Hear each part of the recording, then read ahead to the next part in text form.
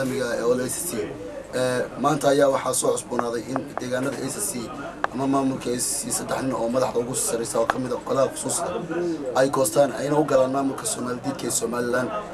iyadoo dadku dareenkooda aan weydiinayno ayaan magaalada Nairobi dhalinyarada iyo odayaasha ku sugan Xaaji Cabdirashiid Maxamed Ciise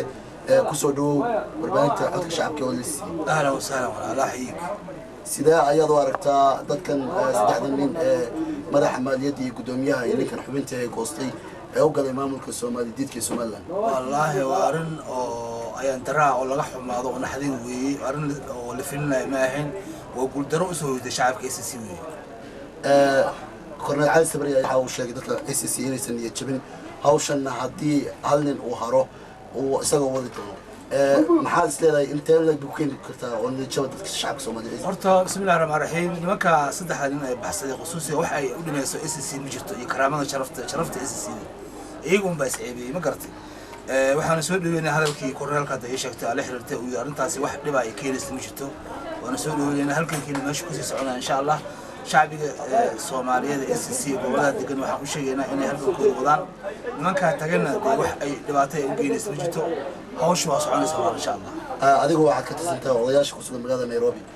fadhiga maanta waxaa laga hadlayaa saddexda xubnood ku jira golaha khusuusiga isla markaasina goostay dareenkaagu waa sidee adiga ka wallahi arintaas saaka markaan maqlay aan arintaas la sheegay aad baan wax maad waan ka naxay ma filinaynin waxaan filinayay niman horgalyaal oo Hargeysa joog ama ma joogo Garowe inay soo baxsadaan arintaas hadda anaga nagu soo noqotay arintaas waxay noqdeen naxdin ah marka alxamdulillah waana laga gudbiyay dhimala waxaasi waa arin yani aan filinayn waan laga gudbayaa weyn dhacdaa shakhsiyaad oo biilqaatiyaal inay baxsadaan waxaan soo dhaweynayaa shacbiga niyadooda inay adkaystaan oo ay arintaas yani waxba u arkin shirka ka dhacaya urur uu qabtay ninka lagu magacaabo Silaayo uu soo diray horgalada ka soo jeeda deegaankaas adiga sidee ayaad u aragtaa wallahi waa arin meel ka dhac ah oo shacabka iyo sharafta dadka ACC looga dhacay arintaas shirkaas lama qaban dhulkiisa la haysto oo xoog lagu muquulna si shir loo qabana marka hore shirka waxa la qaban karaa waa inay maleeshiyada Hargeysa dhulkooda ka baxaan deegaanadooda ku noqdaan marka kadib laakiin min deegaankiisa la haysto xoog lagu muquulnayo leey qasab shanba waxa la keenay ciidamada habar jecel waxa la keenay ciidamada Saacad Yuunus tikniga farabadan dadkii waa la qasbaya waa shir khasab oo waxba ka soo bixin هذا كنتي كبدي محل شعب الصومالي لما كان ACC هذا الشيء والله الشعب الصومالي waxaa u sheegay qaadqahan kuwa taageerayaasha ACC oo niyadooda adag inaysan arintaas waxba u arkin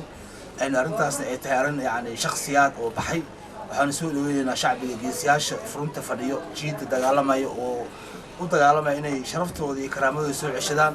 ayna iska saaraan Soomaaliyeedka oo calanka Soomaaliyeed gubay oo qarnimada Soomaaliyeed diiday waa qabiil Soomaali wax tirada qabiil qaran ma noqdo see qabiil asaaqa oo xukuumaya Soomaali am dad degan oo Ingiriis la dagaalamay taariikh leh oo daraawish ah oo la yaqaan marka arintaasi wax soconaya maaha shirkaasina waa shir zero ah fashil ah insha Allah aad iyo aad baa maastacad shii adiga magaca ku biloway bismillaahir rahmaanir rahiim aniga magacayga Fatxi Maxamuud Abtiile kuna nool halkan Nairobi waxaan aad iyo aad uga xumahay waxa dalkeena ka dhacay waxa dhacaya wax loo dul qaadan kara maahan annagu hadaynu nahay dhalinyaro ahaan waxaan diyaar u nahay inaan dalkii ku noqonno oo aan dalkeena xoreyno cadowga ku soo duulay dalkeena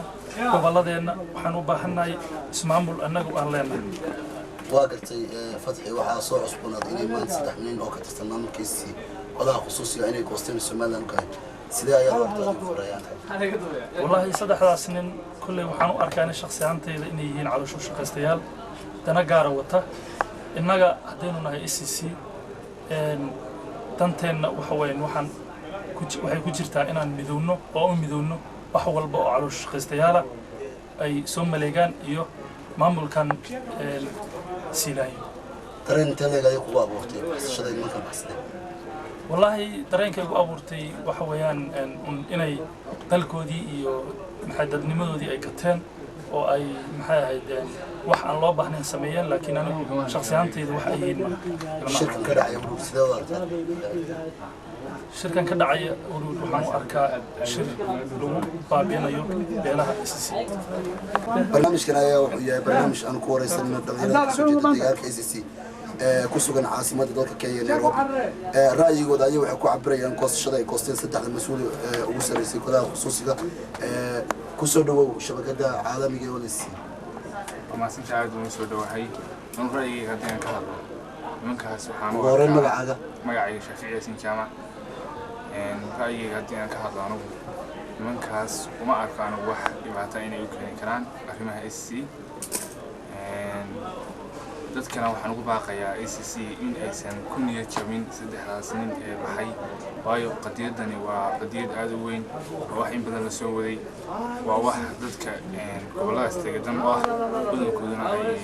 taageersan yihiin marka anigu ra'ayahan waxaan leeyahay nimankaasi waxba nagama tarayaan bariyuu dambeeyay waxaa ku sanay warqado cusub oo uu ka mid yahay kiisaba oo ah maartay ragii ciidanka ugu sareeyay ACC عاتنا waxaa goostay saddex xubnood ka dhalinyaro ahaan dareenkiina waa sidee maxaa dareenkeen fikrinta leeyahay wallahi dareenkaygu aad u yahay markasta oo aan maqlo in dalka meesha uu shibaa u galay meel aad u xumaanaya warun dareenkaygu aad u kacsan yahay laakiin iyadoo dareenkaygu u kacsan yahay haddana marna ma niyad jabin shirka ka dhacayo gurub sideed u aragtaa adigu karayaanta waxaan u arkaa shir dadka lagu khasbay oo khasab ah waayo markaan dib u fiirino shirka qaabkiisa technical meeshii taala oo ciidamada lagu ilaalinayo maxaa shir nabadeed keenay in ciidamo iyo technical lagu fariisiyo oo la dhaho garansay waa shir nabadeed anu shirka abadan ma taageersani ninka shaqo garan ma taageersani waxaan taageersanahay oo kaliya waa qadiyada bulshada ACC ee taafaadkooda ku xalshigeeda waxaan u sheegayaa dadka ACC meelkasta ku nool yihiin inay midoobaan ka shaqeeyaan xubnimada ay ka shaqeeyaan si isku duubnaan lahayn kusoo shabakada caalamiga ah wadaysi magacaaga waa cali yusuf sidee ayaad aragtaa saddexdan nin ee qolada khusuuska ka tirsan oo goostay Soomaaliya saddexdan waxaa arkaa niman qaban sameeyay oo dadka metelin oo caloosha shaqeeyaan weeyaan marka waxaan leeyahay saddexdan waa ka maaranaa awalba waxba noo meehayn marka awalba dantooda raacayeen bahayeen dantooda ummadda may ka shaqeynayeen calooshii u shaqeysiinayeen shirka ka dhacayo udud hadda sideed u aragtaa shirka uu ka dhacay waxaa arkaa shir ay Soomaalidu ku wataan ay ku kala qaybinayaan ummadda qaranka ACC marka waa ka soo jeeday shirka shacabka ACC taafaad dunida ku nool xalshigeeda shacabka ACC waxaan ugu baaqayaa isku duubni iyo midoobin inay isdifaacaan oo wixii ahligooda duminaya iska hortagaan iska qabtaan kusoo shabakadan ACC sidee ayaad aragtaa shirkan oo ka dhacayo والله وحنا شر خالدان أو من لو بعدين عاررين كأبا رحمة dadkan hadda saddexdan xubnooda ugu sareeya qadaha khusuusta ee goostay joog intee lag ayuu ku abuuray dhalinyarada ama maaragtay niyad jab intee lag ugu keenay والله حول ما أحكي على كان من استعرض واحد يسبدل هو شركة كسر dhalinyarada dadkii oo kale ACC taafaad dunida ku nool maxaad u sheegtay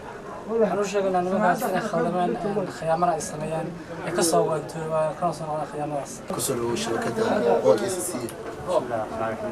aad iyo aad baa magacaaga digoo ah maxamed xasan waxaan ka soo horjeedaa saddexda xubnood ugu sarreeya ee golaha wasiirada ee isdhiibay saddexdaan waa ka maaranaa saddex boosoo biyo helnaa insha allah ACC meel joogto oo siracsan